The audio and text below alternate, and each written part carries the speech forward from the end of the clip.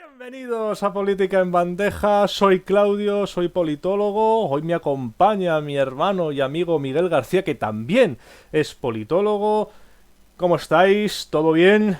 Hoy os vamos a comentar un poquito el Tribunal Constitucional, en qué consiste, su composición y sus funciones, que siempre están a la vanguardia de la información y de las noticias en España, su renovación, las sentencias que desarrolla tan importantes para el ordenamiento, y además os vamos a explicar algunas sentencias polémicas que han cambiado completamente la vida política en España. ¡Quedaros y dentro vídeo!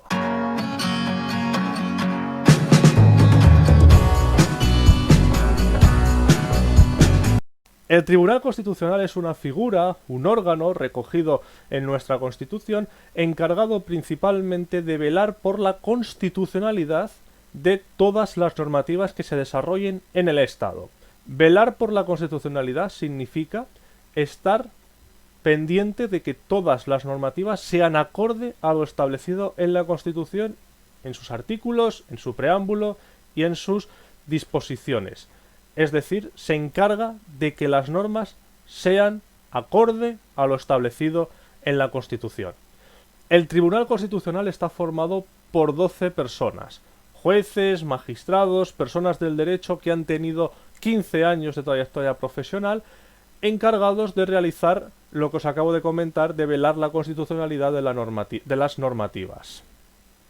Su composición está dependiendo completamente del poder político, ya que 10 de los 12 miembros son elegidos por los parlamentos, 4 por el Congreso, 4 por el Senado, 2 por el Gobierno, que normalmente pertenecen a grupos parlamentarios, y los otros 2 por el Consejo General del Poder Judicial.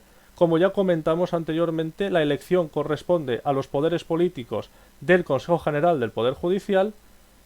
Esto hace que el Tribunal Constitucional sea un órgano autónomo, fuera del Poder Judicial, importante, fuera del Poder Judicial, pero no es independiente. Sus competencias son básicamente 4. Determinar la constitucionalidad de las leyes, y eso se puede establecer de manera propia, a través de que ellos consideren de que una normativa se ha excedido, o a través del recurso de inconstitucionalidad que presentan grupos parlamentarios, senadores, 50 senadores, 50 diputados, el propio gobierno, el defensor del pueblo, y creo que también tiene la posibilidad de presentarlo los órganos delegados ejecutivos de las comunidades autónomas. Que eso significa que hay determinados órganos constitucionales, vámonos, entre las comunidades autónomas que los pueden interponer también. También se encarga de determinar qué ocurre con los recursos de amparo. El recurso de amparo es una figura dentro de la posibilidad de recurrir que tienen los ciudadanos en caso de que ellos consideren de que se les ha vulnerado algún tipo de derecho o libertad que los tribunales previos no han considerado que se haya vulnerado. El recurso de amparo es una figura legal y el Tribunal Constitucional se encarga de dilucidar si se ha producido esa vulneración de derechos o no. El Tribunal Constitucional también se encarga de determinar las competencias del Estado y de la comunidad autónoma en concreto, y normalmente suele estar siempre relacionados con temas de seguridad, pero también pueden ser con otro tipo de competencias. Y por último se encarga de las funciones que le atribuye la Constitución, que no son muchas más. Las sentencias del Tribunal Constitucional son de carácter preceptivo. ¿Esto qué significa? Que son de obligado cumplimiento. Cuando se considera inconstitucional una parte de una ley, porque siempre es una parte en concreto, rara vez suele ocurrir que sea inconstitucional toda la normativa, normalmente son unos artículos en concreto, solamente se desvinculan y deja de tener validez esos artículos, mientras que el resto de la norma sigue teniendo efecto, sigue siendo válida y sigue siendo legal. Su publicación es en el BOE y además tiene valor de cosa juzgada, lo que significa que no tiene recurso ante cualquier otro tribunal porque ya es el último eslabón que queda. En España ha habido varias sentencias del Tribunal Constitucional en los últimos años que han cambiado completamente el panorama político español. Miguel os va a hablar de alguna en concreto, pero que sepan ustedes que las sentencias del Tribunal Constitucional suelen ser muy polémicas porque no llueve a gusto de todos. Así que, sin más dilación, démosle paso a mi amigo, a mi socio, a mi hermano, Miguel García. Muchísimas gracias, Claudio. Hoy vamos a hablar sobre una de las sentencias que más ha marcado la historia reciente de nuestro país. Es la sentencia del Tribunal Constitucional 31/2010 sobre la reforma del Estatuto de Autonomía en Cataluña. Por tres razones que vamos a comentar aquí. La primera de ellas es que a partir de esta sentencia el sentimiento independentista se dispara en Cataluña y no dejará de crecer desde que lo hace, en 2010, hasta 2013, momento en el cual empezará progresivamente a decaer ese sentimiento. En segundo lugar, porque es un ejemplo claro de uno de los rasgos de la política española, que es la judicialización de la política. Ahora veremos lo que es.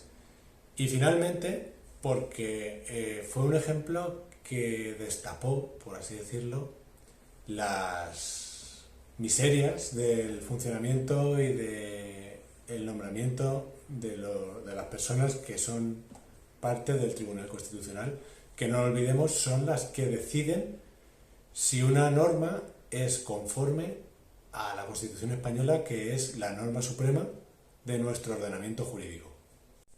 En relación al segundo punto, es una sentencia histórica porque también es un ejemplo de algo que es muy clásico en la política española, como ya he comentado antes, que es politizar la justicia y judicializar la política en este caso. ¿Por qué? Porque se trataba de una ley que, aunque es una ley orgánica, es un pacto político, por así decirlo, en este caso entre el Partido Socialista y el tripartito que gobernaba Cataluña. La propuesta de reforma tuvo el visto bueno de ambos parlamentos y además del refrendo en la calle por parte del 35% del electorado. Por lo tanto, el Partido Popular, al poner el recurso de inconstitucionalidad, impidió que esa reforma saliera adelante, pese a que, votando en contra, no consiguió paralizarlas en el Parlamento. Es decir, que estando en minoría en ambos parlamentos y votando en contra en ambos parlamentos, logró por la vía judicial lo que no consiguió por la vía política. Recapitulando, el Tribunal Constitucional del año 2010 tenía un magistrado recusado por parte del Partido Popular, otro magistrado fallecido que era afín al Partido Popular. Es decir, que de los 12 magistrados que formaban el Tribunal Constitucional ya tenemos 10. De esos 10, 3 tenían el mandato ya vencido y prorrogado. Esto quiere decir que ya se les tenía que haber sustituido por otras personas en el cargo. Y otros 4 más, de los 10 que quedaban, estaba a punto de finalizar su mandato. Entonces, esto, las circunstancias internas del propio tribunal, unido a la presión de los medios de comunicación y de los partidos políticos que desde fuera querían hacer decantar el fallo de la balanza en un sentido o en otro, unido a que el proceso, al haberse alargado en el tiempo 4 años, estaba produciendo malestar entre las personas que querían esa reforma, que cada vez más, como hemos visto antes, se estaban acercando al separatismo. Y todo esto, paralelamente, la crisis económica de 2007, que estaba empezando a hacer notar sus efectos en nuestro país.